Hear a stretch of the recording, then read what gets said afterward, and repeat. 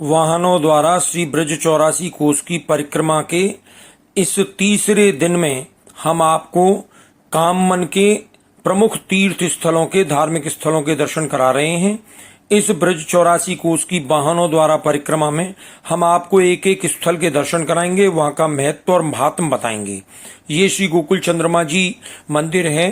पुष्टि मार्गीय वल्लभ संप्रदाय की पंचम निधि स्वरूप श्री गोकुल चंद्रमा जी का बहुत ही सुंदर ललित त्रिभंगी स्वरूप यहाँ पर विराजता है।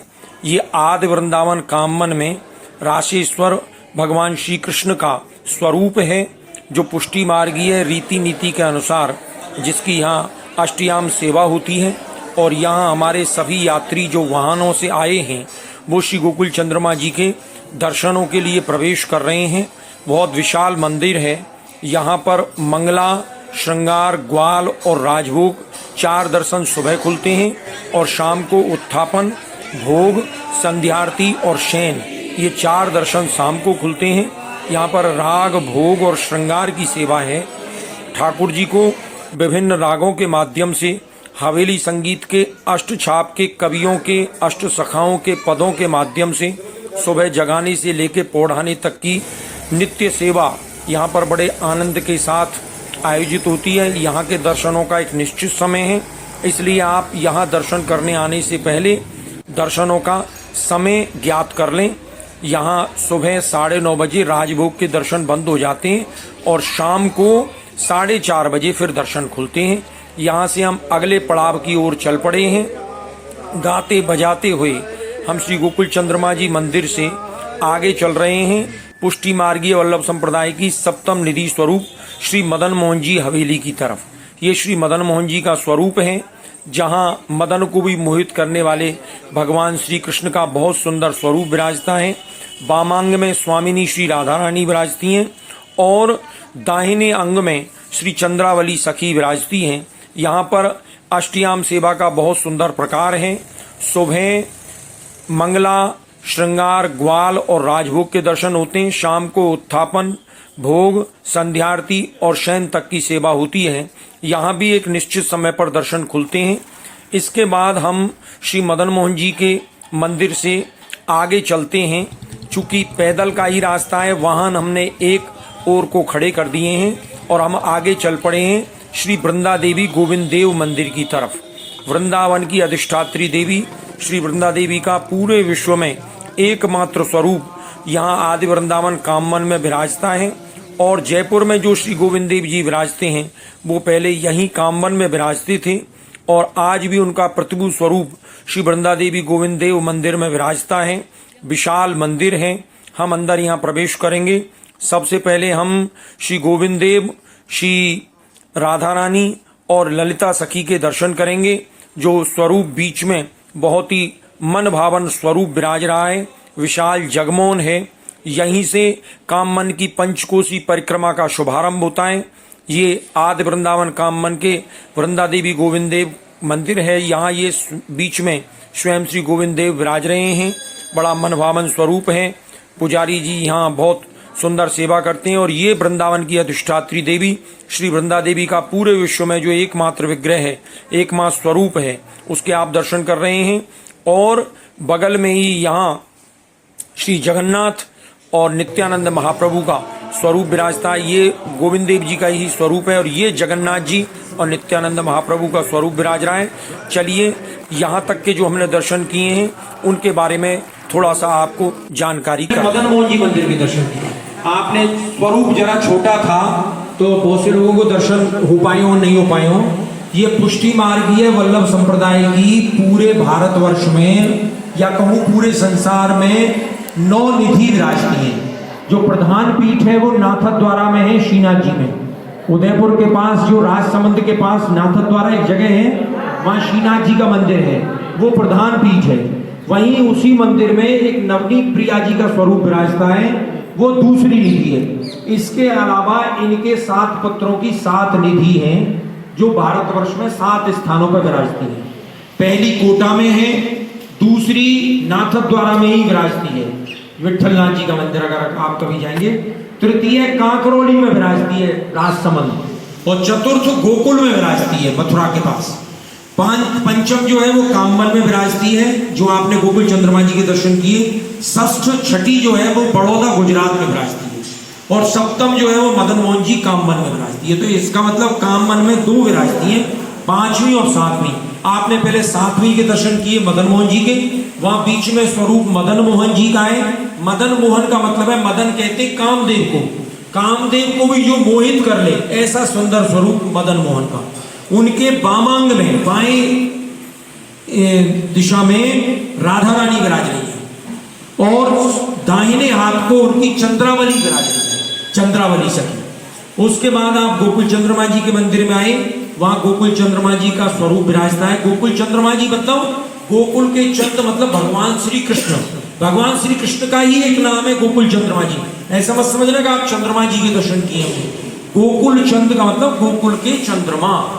तो ये नौ निधि जो है ये स्वयं प्रकट है, किसी के द्वारा बनाई हुई नहीं है। इन दोनों निधियों के 8 दर्शन खुलते हैं दिन में, लेकिन 5-5 मिनट के लिए खुलते हैं।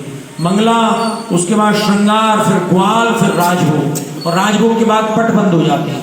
फिर शाम को उत्थापन, भोग, संध्यारती और शयन, 8 दर्शन खुलते हैं। शाम को 6:15 बजे मंदिर बंद हो जाता है।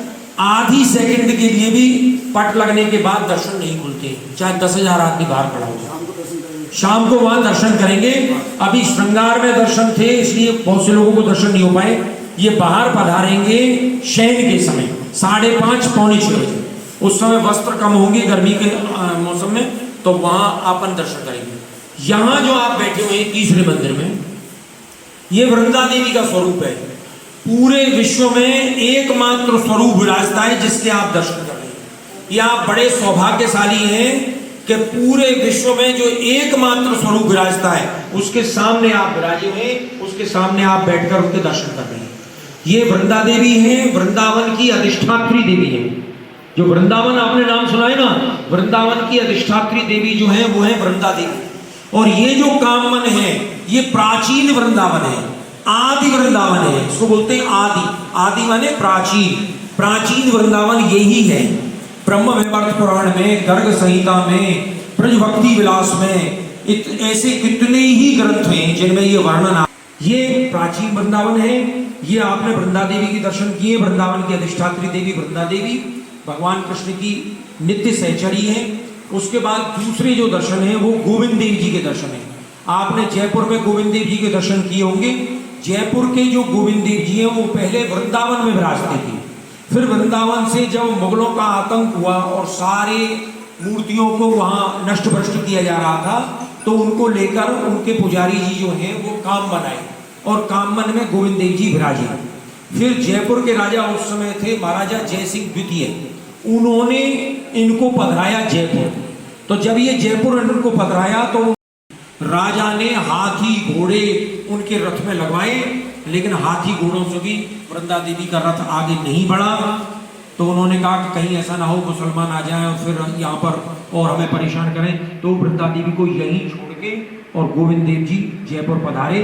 वो वृंदा देवी हैं जो व्रज की सीमा को छोड़ के बाहर नहीं है, उनके आपने दर्शन किए। वहां राधा रानी बाईं ओर में विराज रही है।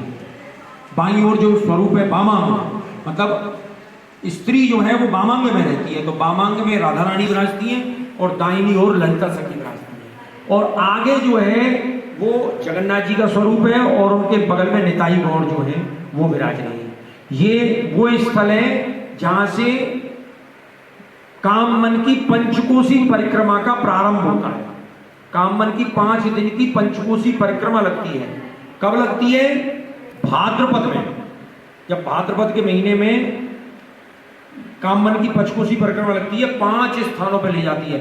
इतने तीर्थ स्थान है कामा में कि उनके दर्शन के लिए 5 दिन लोग रोजाना यहां से जाते हैं और शाम को घर आते हैं, फिर दूसरे दिन जाते हैं। इतने स्थल है, तो उनके सबके दर्शन करना कितना मुश्किल है। और काममन की ये विशेषता है कि आज भी ब्रज का प्राचीन स्वरूप, जो ब्रज का पर्यावरणीय प्राकृतिक कुंजों का जो स्वरूप है वो काममन में विराजता है। उसके आप दर्शन करेंगे। यहाँ वृंदा देवी के दर्शन करने के बाद हम यहाँ से चलेंगे कदम्ब खंडी।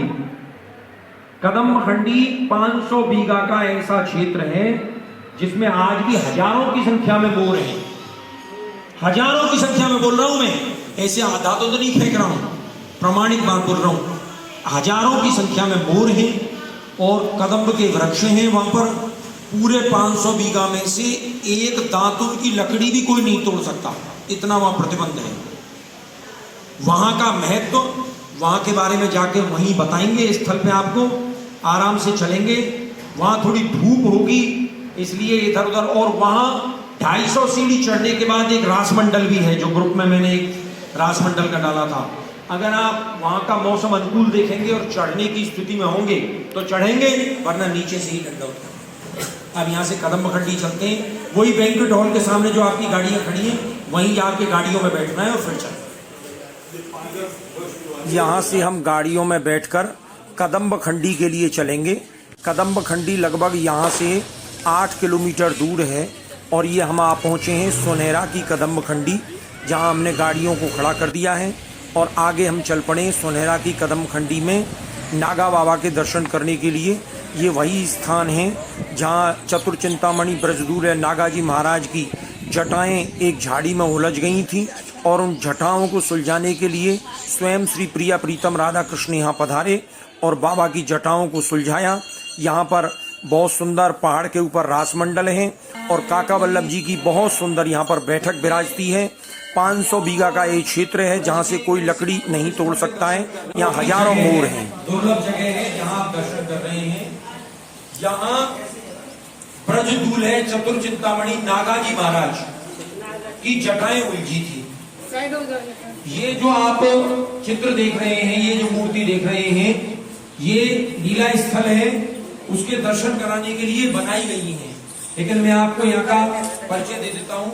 सबसे पहले ब्रज 84 कोस की अगर यात्रा किसी ने प्रारंभ की तो वो ब्रजदूल चतुर्चिंतामणि नागाजी महाराज थे। नागाजी महाराज पूरे ब्रज 84 कोस की परिक्रमा, नागाजी महाराज यहाँ पधारे तो उनको ये स्थान बहुत अच्छा लग गया और उन्होंने यहाँ आकर और तपस्या करने लगे।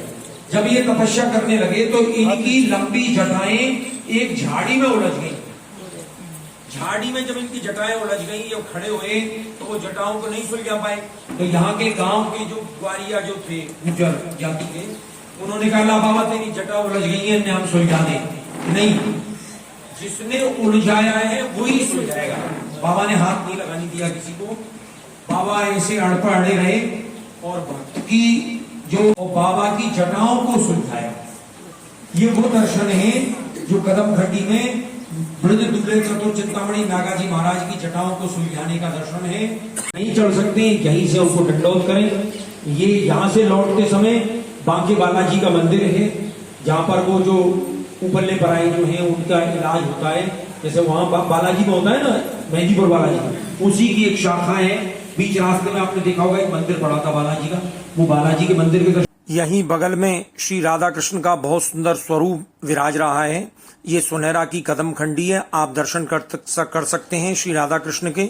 और हमने राधा कृष्ण मंदिर के ये परिक्रमा दी है। बहुत ही नीरव शांति का और बड़ा ही अद्भुत और अलौकिक प्राकृतिक सुरम्य वातावरण का ये स्थल है। यहाँ पर हजारों की संख्या में मोर हैं। अगर आपको पीसफुल माइंड से भक्ति करनी है और प्राकृतिक ब्रज के सौंदर्य का आनंद लेना है, ब्रज की लताओं, कुंज इत्यादि का आनंद लेना है, मयूरों के कूक के बीच में आपको अगर ध्यान लगाना है तो सुनहरा की कदम खंडी से ज़्यादा उत्तम स्थान अन्यत्र मिलना दुर्लभ है। यहाँ से हमारा जाने का मन नहीं कर रहा है और अब हम पहुँच गए हैं गाड़ियों से श्री बांके बालाजी धाम, जो रास्ते में ही पड़ता है। जब हम कदम खंडी से लौटते हैं तो ये बांके बालाजी महाराज का मंदिर है। ये हनुमान जी का बहुत सुंदर स्वरूप यहाँ पे विराजता है। यहाँ बड़े चमत्कारी हनुमान जी का, बालाजी का स्वरूप है। जैसे मेहंदीपुर बालाजी में रोगियों का इलाज होता है, उसी तरीके से यहाँ पर भी रोगियों का इलाज किया जाता है। यहाँ के सुखदेव मुनि महाराज ने इस मंदिर का प्रागट्य कराया। यहाँ बीच में बालाजी का स्वरूप विराज रहा है, हनुमान जी का स्वरूप, और एक ओर को शिव पार्वती और दूसरी ओर को राम सीता और हनुमान जी के बहुत सुंदर स्वरूप विराजते हैं। यहाँ पर प्रेतराज सरकार, कोतवाल जी और अन्य स्वरूप विराजते हैं। और ये हम अब आ पहुँचे हैं गोपीनाथ जी के मंदिर। ये काममन में गोपीनाथ जी का बहुत विशाल मंदिर है, बड़ा प्राचीन मंदिर है, जहाँ गोपीनाथ जी का बड़ा मनोहारी स्वरूप जो है वो विराजता है। ये बहुत प्राचीन मंदिर है और जैसे ही हम इस मंदिर के जगमोहन में प्रवेश करते हैं तो वास्तुकला का अनुपम उदाहरण हमें देखने के लिए मिलता है। ये गोपीनाथ जी का मंदिर है, जहाँ के दर्शन हम आपको करा रहे हैं।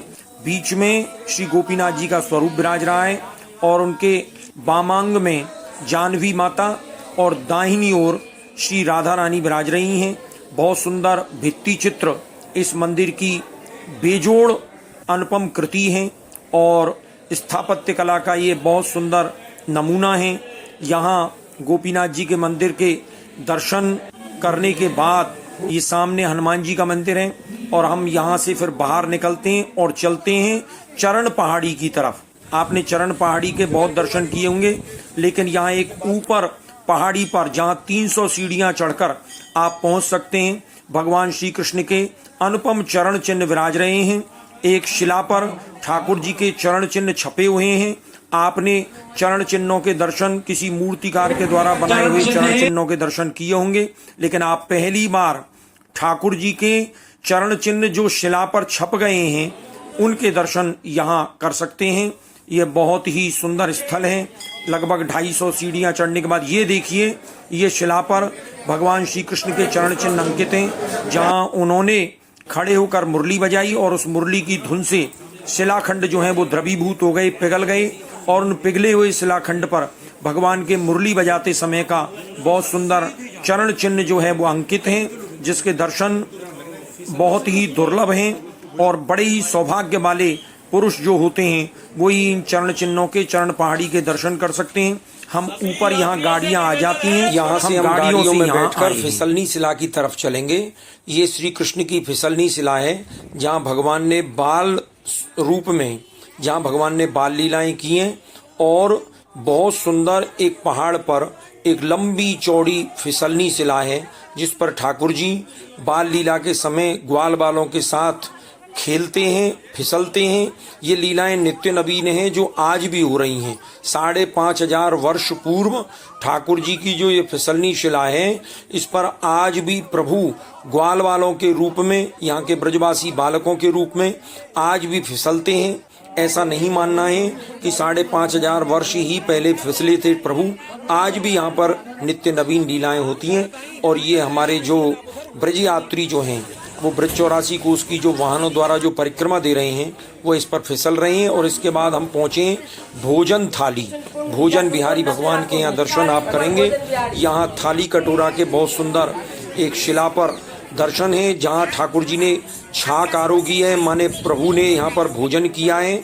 और पहाड़ की शिला पर थाली कटोरा के बहुत सुंदर दर्शन हैं, जिसमें प्रभु ने थाली कटोराओं में भोजन रखकर ग्वाल वालों के साथ इस शिला पर बैठकर भोजन किया है। ये कृष्णावती जो है वो शिला के रूप में है यहाँ पर, और यहाँ के बारे में यहाँ के पुजारी जी बताएंगे। यहाँ के जो पुजारी जी हैं वो आपको शुरू करवाऊं फिर मैं। बोलो भोजन बिहारी भगवान की जय। भोजन थाली तीर्थ की देखिए, जिस पावन भूमि पर आप सभी भक्तजन विराजमान हैं, इस पावन भूमि का नाम है भोजन थाली। की लीला को सिर्फ भोजन करने, थाली कटोरा बनाने तक ही सीमित रख सकते हैं क्या? अम्मन में जो श्री राधा वल्लभ जी का मंदिर है, वहाँ के सेवायत यहाँ के पुजारी हैं और ये काममन से मात्र 2 किलोमीटर दूर है भोजन थाली। और अब हम यहाँ लंच के लिए आकर बैठ गए, एक विश्राम गृह पर भोजन कर रहे हैं। भोजन और विश्राम के बाद हम आ पहुँचे हैं श्री राधा वल्लभ जी मंदिर। ये बहुत ही प्राचीन मंदिर है काममन में। श्री गोकुल चंद्रमा जी, मदन मोहन जी मंदिर से आगे जब हम चलते हैं तो श्री राधा वल्लभ जी का मंदिर विराजता है। ये ऐसा प्राचीन मंदिर है, यहीं से ब्रज की जो काममन की पंचकोसी जो परिक्रमा शुरू होती है वो इसी मंदिर से शुरू होती है। यहाँ के सेवायत जो पुजारी हैं वो काममन की जो पंचकोसी परिक्रमा और सतकोसी परिक्रमाएं उसको उठाते हैं। ये श्री राधा वल्लभ जी का मंदिर है जो राधा वल्लभ संप्रदाय का है। और यहाँ पर श्री राधा वल्लभ जी और उनके बगल में स्वामिनी जी गादी जी सेवा के रूप में विराज रही हैं। बहुत विशाल मंदिर है, स्थापत्य कला का बहुत ही अनुपम उदाहरण है। और आप इस मंदिर के जब दर्शन करेंगे तो आपको बड़ा आनंद आएगा। वृंदावन में विराजते थे, वृंदावन से यहाँ इन स्वरूप को बढ़ाया वल्लभ जी के स्वरूप को। और ये हित हरिवंश जो संप्रदाय है, राधा वल्लभ श्री हरिवंश, श्री वृंदावन, श्री वंचन, जो प्रेमानंद जी है ना, प्रेमानंद जी भी राधा वल्लभी संप्रदाय की है। और ये स्थापत्य कला का अनुपम उदाहरण है। बहुत सुंदर ये मंदिर है और यहाँ के पुजारी जी से इसके बारे में हम जानते हैं। लेकिन जब 1660 के समथिंग में जब औरंगजेब का आक्रमण जब हुआ था, 1707 में मारा गया था वो, तो 1660 के समथिंग में जब उसने आक्रमण किया, वृंदावन के मंदिरों को नष्ट किया, तो फिर वहाँ से गोसाई इनको लेकर के आए थे यहाँ पर। यहाँ 126 साल विराजे थे हमारे राधा वल्लभ लाल। बाद में जब वैष्णव संप्रदाय की वहाँ स्थापना होने लगी तो फिर यहाँ से मूल विग्रह को वापस ले गए, उन्हीं का प्रतिरूप फिर यहाँ कामन में आकर विराजे। मतलब जो वृंदावन में राधा वल्लभ जी विराज रहे हैं वो 126 वर्ष इसी मंदिर में विराजे। 126 वर्ष विराजने के बाद जब वहाँ शांति हो गई और कोई मुसलमानों का आतंक नहीं रहा, तो वो वापसी वृंदावन गए। गोविंद देव जी जयपुर गए, वो वृंदावन नहीं आए, लेकिन राधा वल्लभ जी उन्हें वृंदावन पधारे। तो ऐसा नियम है कि जब कोई स्वरूप कहीं विराजता है और वो स्वरूप वहाँ से दूसरी जगह जाता है तो उसका प्रतिभू स्वरूप वहाँ पर विराजमान किया जाता है। तो बिल्कुल प्रतिभू स्वरूप का मतलब है, अगर अपन अंग्रेजी में कहते हो फोटो स्टेट कॉपी। मंदिर का भी ऐसा ही है, आप दोनों मंदिरों को देख ले जाके, जैसा ये मंदिर ऐसा बना हुआ सेम मंदिर वहाँ पे बहुत छोटा मंदिर है। बनाया तो रूपराम जी कटारा ने इसको कचहरी था, लेकिन अपनी माँ को दिखाने के लिए लेकर आए कि आप देखो कि मैंने कैसी कचहरी बनाई। जब उन्होंने देखा तो बोला बेटा ये तो तुमने मंदिर बनाया है। तब फिर राधा वल्लभ जी का विग्रह यहाँ स्थापित हुआ था। हरवंश महाप्रभु की 27 अप्रैल को हरवंश महाब्राह्मण से उनको लेकर के वो आए थे यहाँ। ये आप उस ठाकुर की प्राकृतिक लीलाओं का आप दर्शन करेंगे। कहते हैं अगले महीने अधिक मास पड़ेगा, पुरुषोत्तम मास, उस समय पूरे भारत के जितने प्राचीन, और उन्होंने ये तय किया था कि मैं प्रति स्थल पर एक दिन रुकूंगा, जहाँ भी स्थल पर जाऊंगा एक दिन मैं वहाँ वास करूंगा। जब वो कामवन में आए तो 6 महीने रुके यहाँ, 6 महीने कामवन में विराजे, तब जाके उनका मन भरा, तब यहाँ से निकले। रामभद्राचार्य जी आए, सब जगह एक एक दिन गए। यहीं बलदाऊ जी और रेवती जी का बहुत सुंदर स्वरूप विराज रहा है, आप दर्शन कर सकते हैं। और ये हनुमान जी का स्वरूप विराज रहा है। ये राधा वल्लभ जी के मंदिर में बहुत सुंदर ये दर्शन आपने किए।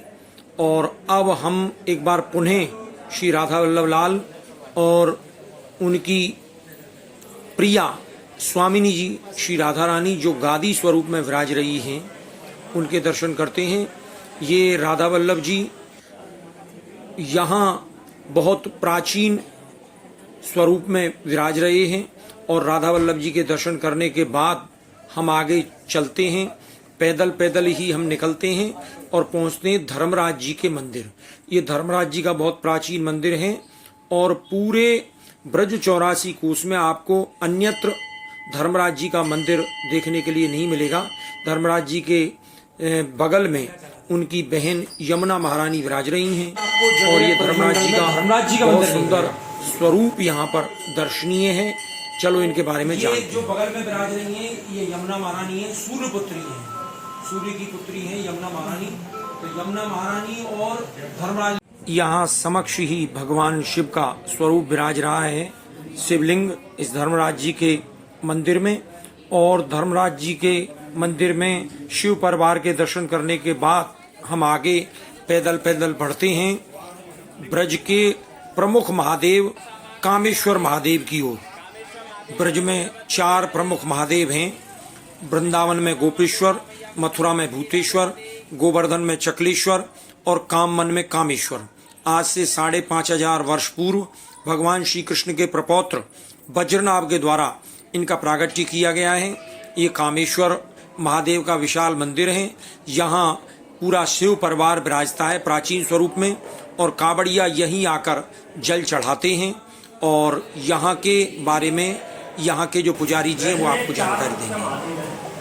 मथुरा में भूतेश्वर है, वृंदावन में गोपेश्वर है, गोवर्धन में चकलेश्वर है और काममन में कामेश्वर है। इनकी स्थापना की वज्रनाभ ने। वज्रनाभ को भगवान श्री कृष्ण की प्रपौत्र। यहाँ कामेश्वर महादेव के इस मंदिर में पूरा शिव परिवार विराजता है और बड़े आनंद के साथ यहाँ सेवा होती है। और पूरे ब्रज 84 कोस में जो 4 प्रमुख महादेव हैं उनमें से एक प्रमुख महादेव हैं। यहाँ खाटू श्याम जी, सूर्य नारायण, दुर्गा माँ और बहुत सारे स्वरूप जो हैं वो यहाँ विराज रहे हैं परिक्रमा में, जिनके हम आपको दर्शन करा रहे हैं। और ये गिरिराज धरण भगवान श्री कृष्ण विराज रहे हैं, हनुमान जी विराज रहे हैं, और आप देखेंगे तो ये बहुत सुंदर स्वरूप सीताराम जी का स्वरूप और नीचे हनुमान जी का स्वरूप जो है वो विराज रहा है। ये हनुमान जी का स्वरूप यहाँ पर विराज रहा है, और ये रिद्धि सिद्धि गणेश का स्वरूप विराज रहा है, रिद्धि सिद्धि, और दाहिनी ओर को श्री गणेश। ये देखो, और विष्णु भगवान जो है ना वो लेटे हैं, ये विष्णु भगवान लेटे हुए हैं, 4 इनकी भुजाएं हैं।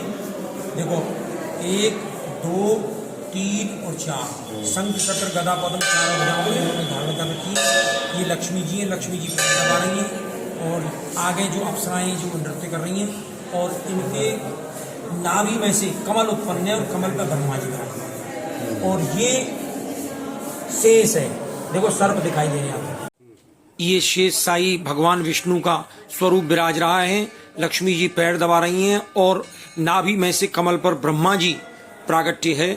और ये एक बार पुनः कामेश्वर महादेव के आप दर्शन करिए। राम जी है, ये लक्ष्मण जी बैठे हैं, सीता मैया से पाठ करो, चारों धाम की यात्रा पूरी करो, रामेश्वर महादेव मनोकामना पूरी करे तुम्हारी। ये यहीं पर रामेश्वर महादेव का मंदिर विराज रहा है, सेतुबंध रामेश्वर। और इसके बाद हम आकर पहुंचे हैं पांचों पांडव मंदिर, बड़ा प्राचीन मंदिर है, पांचों पांडव मंदिर है। यहाँ पर चतुर्युगी महादेव के दर्शन हैं, पांचों पांडव और छठे नारायण के दर्शन हैं। यहाँ युधिष्ठिर, भीम, अर्जुन, नकुल, सहदेव, ये पांडवों के अज्ञातवास के दो धर्मकुंड है यहाँ पर पास में, जहाँ से धर्मराज जी की प्रकट हुआ है वो धर्मकुंड यहाँ पे, लेकिन उसकी स्थिति बहुत खराब है, पानी सूखा हुआ है। थोड़ा सा कुछ आप बता दीजिए जो मैं नहीं बता पाया। ये मंदिर ब्रज का पौराणिक है और ऐतिहासिक भी है। पांडवों ने करीब 1 वर्ष के अज्ञातवास में 11 महीने बताए, शेष महीना पर यहाँ से विराटनगर को चले गए।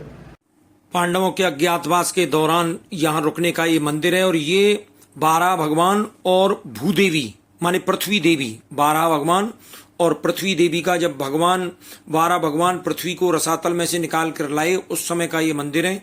और ये चतुर्युगी महादेव हैं, सतयुग, त्रेता, द्वापर और कलयुग, चारों युगों के 4 महादेव, बड़े चमत्कारिक महादेव हैं। चतुर्युगी महादेव यहाँ पर विराज रहे हैं चारों युगों के, और बहुत ही प्राचीन ये मंदिर हैं। यहाँ के दर्शन करने के बाद हम चलेंगे धर्मकुंड।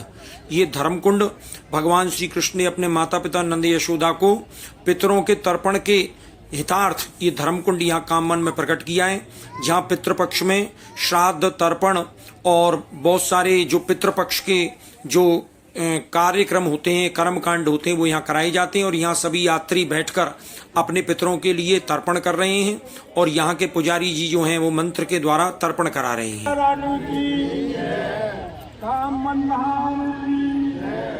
यहाँ पितरों के हितार्थ श्राद्ध और तर्पण की क्रिया की जाती है। बहुत विशाल ये गया कुंड है, जो लोग गया तीर्थ पर नहीं जा पाते वो यहाँ गया कुंड पर विधि विधान के साथ तर्पण करते हैं, श्राद्ध कराते हैं। और हमारे जो यात्री आए हुए हैं ब्रज 84 कोस की इस परिक्रमा में, वो भी मंत्रोच्चारण के साथ विधि विधान से अपने पितरों के लिए श्राद्ध तर्पण कर रहे हैं। और ये बहुत ही सुंदर स्थल है। और अब हमारी इस ब्रज 84 कोस की परिक्रमा का जो ये तृतीय दिवस है, इसका अब समापन होने को जा रहा है। हम यहाँ सामने ही गदाधर भगवान का जो मंदिर है विष्णु भगवान का, उसको नमन करते हुए हम आगे बढ़ेंगे तीर्थराज विमल कुंड की ओर। और आज की इस परिक्रमा का ये सायंकाल हो चुका है।